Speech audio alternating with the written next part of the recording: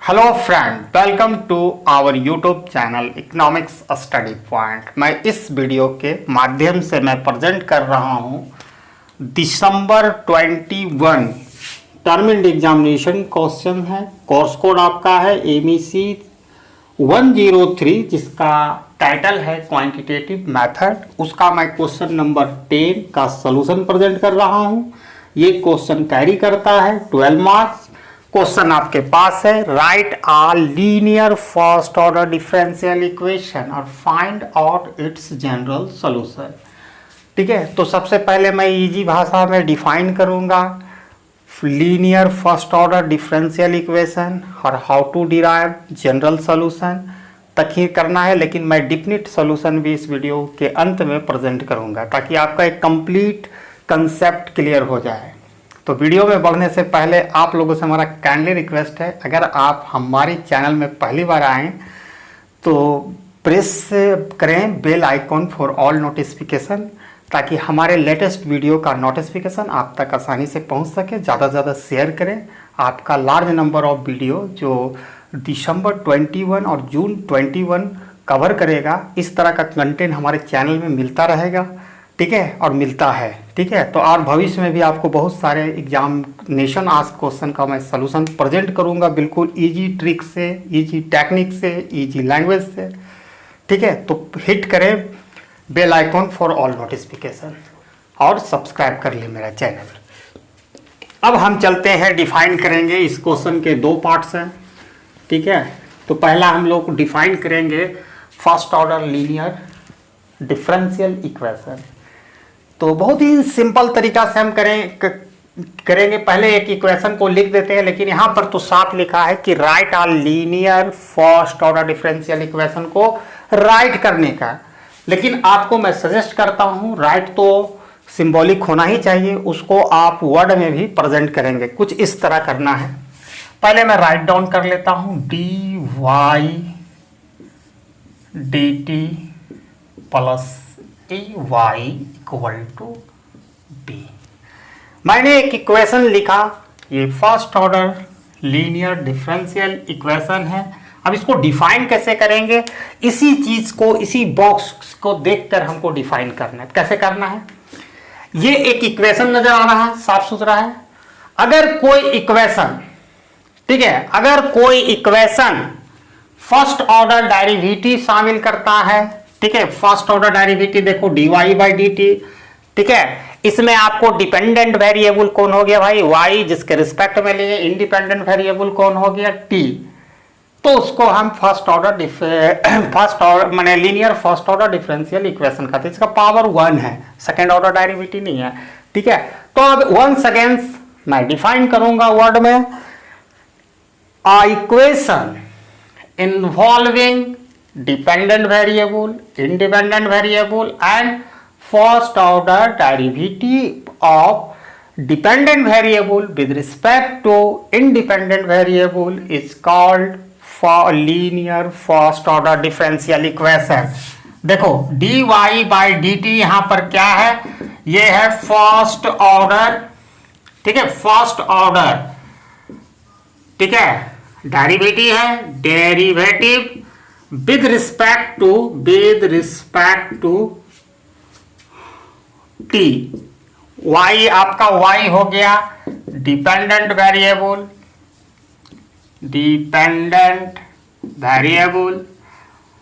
और आपका t जो हो गया इंडिपेंडेंट वेरिएबल। तो कितना आसान है इसको डिफाइन करना। आप चलो 1 सेकेंड से एक बार डिफाइन करते हैं कि एक ऐसा इक्वेशन जो डिपेंडेंट वेरिएबल, इंडिपेंडेंट वेरिएबल और first order derivative dependent variable का किसके रिस्पेक्ट में? इंडिपेंडेंट वेरिएबल के रिस्पेक्ट में अगर रहता है किसी इक्वेशन में इस तरह, उसी को linear first order differential equation कहते हैं। तो ये डिफाइन मैंने कर दिया।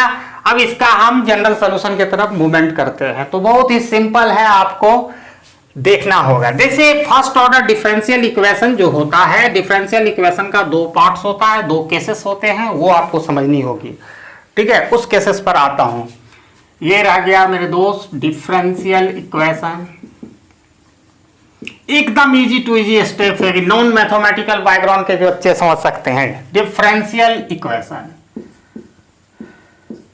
सिर्फ आपको एडिशन सब्ट्रैक्शन की नॉलेज होनी चाहिए, मल्टीप्लिकेशन, बस वही चीज है। इसका दो पार्ट्स होते हैं, ठीक है, दो पार्ट्स होते हैं। एक होता है केस, होमोजीनस केस, होमोजीनस, ठीक है, केस, और दूसरा होता है non homogeneous case, non homogeneous case. अब यहां प्रश्न उठता है, डिफरेंशियल इक्वेशन तो हम जान चुके हैं कि an equation involving dependent variable, independent variable, first order derivative of dependent variable with respect to independent variable is the called first order derivative. ये है, देखो यहां पर फर्स्ट ऑर्डर डिपेंडेंट मतलब है first order derivative of y with respect to t, where y is dependent variable, t is independent variable. तो differential equation जान गए। अब होमोजीनस केस और नॉन होमोजीनस केस है, उसके बारे में जानते हैं। तो वेरी सिंपल है, इसमें कोई ज्यादा माथापेची करने की जरूरत नहीं है। कोई भी डिफरेंशियल इक्वेशन को होमोजीनस तब कहेंगे जब इसका कांस्टेंट टर्म जो होगा, ये b जो कांस्टेंट टर्म है वो 0 के बराबर हो। तो होमोजीनस केस में इस तरह लिख सकते हैं, dy by d t plus a y equal to 0। अगर b इक्वल टू 0 होगा तो ये होमोजीनस केस होगा। And a differential equation is said to be homogeneous if it's constant term equal to 0। जैसे यहां b, यहां पर देखो कांस्टेंट जो टर्म है वो 0 हो गया। नॉन होमोजीनस केस क्या होगा, जस्ट इसका opposite. And differential equation said to be non homogeneous if it's constant term is does not equal to 0 या नॉन 0, ठीक है। तो इसको हम dy बाई डी टी लिखते हैं प्लस ए वाई, और इसका जो कांस्टेंट टर्म है जो इक्वल टू के बाद है वो b के बराबर है। अगर 0 के बराबर नहीं होगा तो वो नॉन होमोजीनस केस, और 0 के बराबर होगा तो होमोजीनस केस। तो अब तक हम लोगों ने ये सीख लिया, homogeneous case, non homogeneous case. अब ये दोनों केस जब सीख लिए तो यही दोनों केस पर हम दो चीज निकालेंगे और वो दोनों चीज को जोड़ देंगे, तब जनरल सॉल्यूशन बनेगा। तो पहला चीज जो होमोजीनस केस से हम ऑब्टेन करेंगे, डिराइव करेंगे, उसको हम लोग कहते हैं कंप्लीमेंट्री फंक्शन, कंप्लीमेंट्री फंक्शन, ठीक है। और जो नॉन होमोजीनस केस से जिसका हम डेरिवेशन करेंगे उसको हम लोग कहते हैं पार्टिकुलर इंटीग्रल, पार्टिकुलर इंटीग्रल, ठीक है, जिसको हम डिनोट करते हैं कंप्लीमेंट्री फंक्शन को yc से और पार्टिकुलर इंटीग्रल को yp से, और ये दोनों को हम जोड़ देंगे, ठीक है।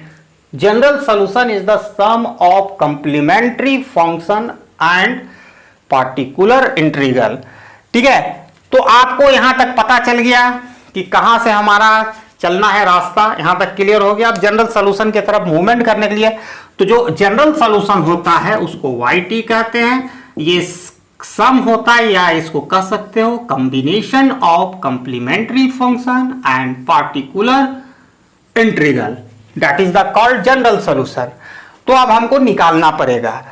तो भाई आपको होमोजीनस केस लेकर चलना है, कंप्लीमेंट्री फंक्शन निकालेंगे, तो कंप्लीमेंट्री फंक्शन, कंप्लीमेंट्री फंक्शन।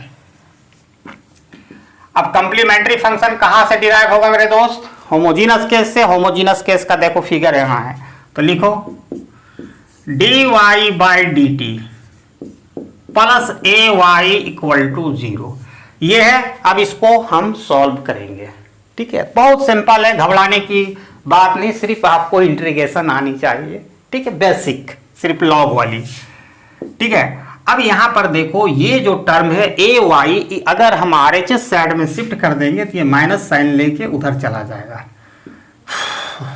ठीक है। तो ये हो जाएगा minus A Y.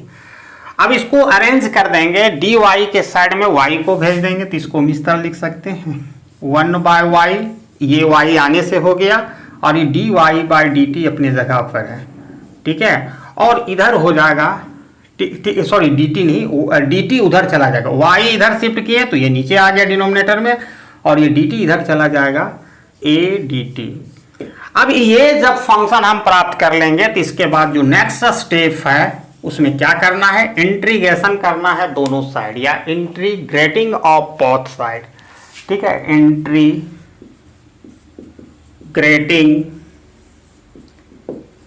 Of both side, ठीक है। अब इंटीग्रेटिंग ऑफ बोथ साइड करेंगे तो मेरे पास जगह नहीं है, इसको मिटा देते हैं, कंप्लीमेंट्री फंक्शन पर काम कर रहे हैं तो वो हम लोग देख लेंगे। इसको YC का हम कैलकुलेशन कर रहे हैं, ठीक है। अभी नॉन होमोजीनस केस छोड़ देते हैं, क्योंकि वहां से हम पर्टिकुलर सोल्यूशन लेंगे, आप ही के अनुसार हम चलेंगे, कहीं भी कोई चीज नहीं। अब यहां पर हम इसका इंटीग्रेशन करेंगे इस तरह, integration 1/y dy equal to, ये कांस्टेंट टर्म है माइनस से, उसको हम बाहर रख देते हैं, और dt आपको आता होगा इंटीग्रेशन, तो 1/y का इंटीग्रेट करेंगे विद रिस्पेक्ट टू y, तो इसका होगा log y। एक फार्मूला है, मान के चलो आप फार्मूला, या इंटीग्रेशन का मेरा वीडियो देख लेना, बहुत लंबा लंबा वीडियो बनाए, सारा कवर एक ही वीडियो में है, इंटीग्रेशन का रूल। और यहां पर हो जाएगा माइनस, ठीक है, AT प्लस C। अब किसी को दिक्कत होगा भाई कि बोलिएगा कि यहां पर वाला C क्यों नहीं दे इंटीग्रेशन में, मैं वो भी लिख देता हूं, दोनों मर्ज हो जाएंगे। जैसे कैसे, इंटीग्रेशन लेंगे प्लस कांस्टेंट टर्म जिसको हम C1 कहते हैं, और इधर दे रहे हैं माइनस A, इसका T होगा, प्लस एक अनदर कांस्टेंट टर्म इसमें ऐड होगा। ये कांस्टेंट टर्म को हमारे चेस्ट साइड में शिफ्ट कर देते हैं, तो देखो यहां पर log y equal to minus AT plus C2 minus C1, और जहां पर हम इसको एज्यूम कर लें C2 minus C1 equal to C, तो देखो एक नया फिगर इसका जो सीन होगा, log y minus AT plus एक C मान लिया। अब ये हमको मालूम है कि लोगोरिथमिक जो फंक्शन होता है just opposite of exponential function, ठीक है। जिस तरह प्लस को हम राइट साइड में भेजते हैं तो माइनस हो जाता है, माइनस को राइट साइड में भेजते हैं तो वो प्लस हो जाता है, मल्टीप्लाइकेशन डिवीजन हो जाता है, डिवीजन फिर मल्टीप्लाइकेशन हो जाता है। उसी तरह लोगोरिथमिक जो फंक्शन है उसको हम अगर इधर से लेफ्ट साइड से या राइट साइड से भेजें या राइट साइड से लेफ्ट साइड भेजें तो वो जस्ट अपोजिट हो जाता है। तो यहां पर y इक्वल टू हो जाएगा e to the power exponential e minus AT plus C, ये पावर में कन्वर्ट हो गया। अब आपको लॉ ऑफ इंडिसेस मालूम होता है, मालूम हो a to the power m plus n, इसको हम लिख सकते हैं a to the power m times a to the power n। कुछ इस तरह का बात यहां भी है। तो y equal to e to the power minus AT times e to the power c, और जहां मैं एज्यूम कर देता हूं e to the power c equal to a, तो ये वैल्यू जो एज्यूम करें हम यहां बैठा देते हैं तो कुछ इस तरह का फिगर आएगा, ठीक है। बहुत बचाने की कोशिश कर रहे हैं होमोजीनस फंक्शन को, तब तक तो नहीं कर पाए, देखो बचा ही लेंगे। तो अब यहां पर हम लिख सकते हैं y equal to a e to the power minus AT। देखो ये एज इट इज रहा है, इतना बराबर a लिख दिए, इसको पहले लिख दिए। तो ये जो हम लोगों ने निकाला इसको हम लोग कंप्लीमेंट्री फंक्शन कहते हैं। चलिए एक काम हो गया जनरल सॉल्यूशन के तरफ। अब दूसरा जो हमारा काम है पर्टिकुलर इंटीग्रल निकालना। तो पर्टिकुलर इंटीग्रल कैसे निकलेगा मेरे दोस्त? तो वो निकलेगा नॉन होमोजीनस केस से। जो नॉन होमोजीनस केस आपको दिखाई दे रहा होगा, तो लिखते हैं इसमें। अब करते हैं second parts.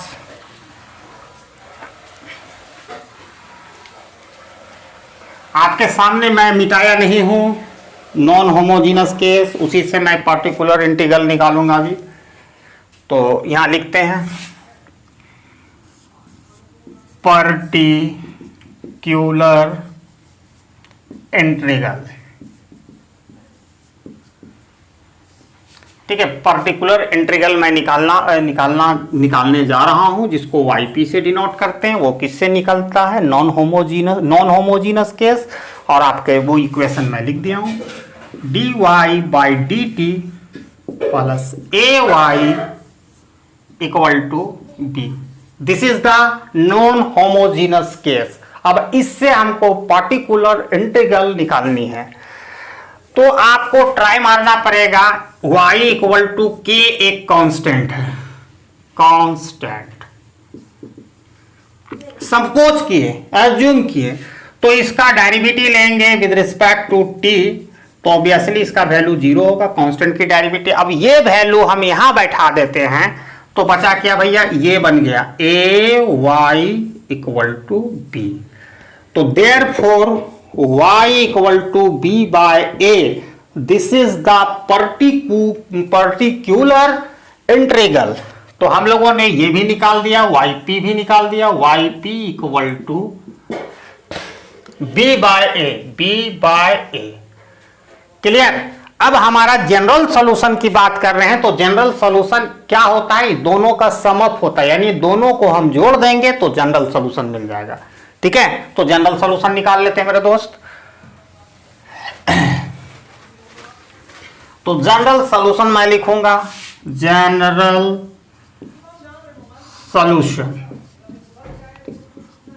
Solution equal to yt equal to yc plus yp। This is the general solution, यानी it is the combination of complementary function and particular integral, और दोनों का वैल्यू मैंने ऑलरेडी निकाल लिया हूं, तो ये हमारा जनरल सॉल्यूशन दे दिया। yt equal to e to the power minus at plus ये, this is the value of complementary function, and yp value b plus b oblique a। This is the called general solution of this problem. तो आपको जो question में पूछा है यहां तक आप कर सकते हैं, लेकिन आपको अगर डिफिनिट सॉल्यूशन कभी पूछ दे, माने इन फ्यूचर में, तो या आपको अगला माने इस बार परीक्षा में या दिसंबर की परीक्षा कभी भी, तो आपको प्रॉब्लम हो सकती है, तो वो भी सीख लो। एक वीडियो में इशारा है कि आपको जनरल सॉल्यूशन के साथ डिफिनिट सॉल्यूशन भी आनी चाहिए। तो जनरल सॉल्यूशन है अभी, तो डिफिनिट सॉल्यूशन होता क्या है मेरे दोस्त? इसका एक पार्टिकुलर वैल्यू निकालना पड़ेगा। तो चलते हैं देखते हैं कैसे होता है। तो जब भी डिफिनिट सॉल्यूशन की ओर बढ़ना है, तो यहां पर जो t को g के t इक्वल टू 0, यानी इनिशियल कंडीशन आपको 0 कर देना है। तो जहां जहां t है वहां पर 0 हो जाएगा, e to the power minus a into 0 plus b by a। अब इसको सॉल्व करो, तो देखो ये y0 रहेगा अपने जगह पर, y0, ठीक है, और इसको हम इक्वेशन 1 मान लेते, ठीक है। अब यहां पर क्या हो जाएगा? a हो जाएगा इक्वल टू a, और इसके बाद क्या हो जाएगा? e टू द पावर 0, और किसी भी संख्या का पावर 0 होता है if any number having the power equal to 0, that means its value is a 1 plus b by a। तो इसका जो वैल्यू होगा e टू द पावर 0 का 1, तो उस हिसाब से y is the function of 0 a plus b by a। Solve for a, तो a equal to y0 minus b by a। अब हम आराम से डिफिनिट सॉल्यूशन निकाल सकते हैं, डिराइव कर सकते हैं। तो देखते हैं कैसे निकलता है डिफिनिट सॉल्यूशन, वो भी मैं देखता हूं। Just substituting the value of a in the equation number 1, या आप कर सकते हो वैल्यू ऑफ a को सब्स्टिट्यूट कर दोगे कहां? जनरल सॉल्यूशन में, तो वो कन्वर्ट हो जाएगा डिफिनिट सॉल्यूशन। तो करते हैं भाई, देखो yt equal to yt equal to, अब यहां पर a का वैल्यू आपका क्या निकला है वो भर दो। देखो a बराबर हमारा इतना वैल्यू हो गया, तो y0 minus b by a, और ये किससे मल्टीप्लाई होगा? e to the power minus at, ठीक है। अब इसके आगे क्या करना है? प्लस प्लस यहां तक लिखें, फिर प्लस बी बाय ए। तो ये जो हमारा टर्म जो निकल के आया यही डेफिनेट सॉल्यूशन है। इसी को हम लोग कहते हैं डेफिनिट सॉल्यूशन। ठीक है, तो ये कंप्लीट सॉल्यूशन था। आपको क्वेश्चन में, एग्जामिनेशन में क्वेश्चन आएगा तो जनरल सॉल्यूशन पूछा है तो जनरल सॉल्यूशन तक ही कन्फाइन रहिएगा। मैं एक्स्ट्रा एडवांस नॉलेज के लिए आपको दिया हूं, कभी क्वेश्चन अगर घुरा के पूछे तब आप क्लियर कर सकते हैं। तो वंस अगेन मैं रिक्वेस्ट कर रहा हूं, आप ज्यादा से ज्यादा सब्सक्राइब करें और करवाने लोगों से, लाइक शेयर दें और ज्यादा से ज्यादा लोगों के बीच हमारा वीडियो फैलाएं। और जो लोग एग्जामिनेशन देना चाह रहे हैं जून 22 का, उनके लिए काफ़ी VVI क्वेश्चंस है। और thanks for watching my video till and. जय हिंद।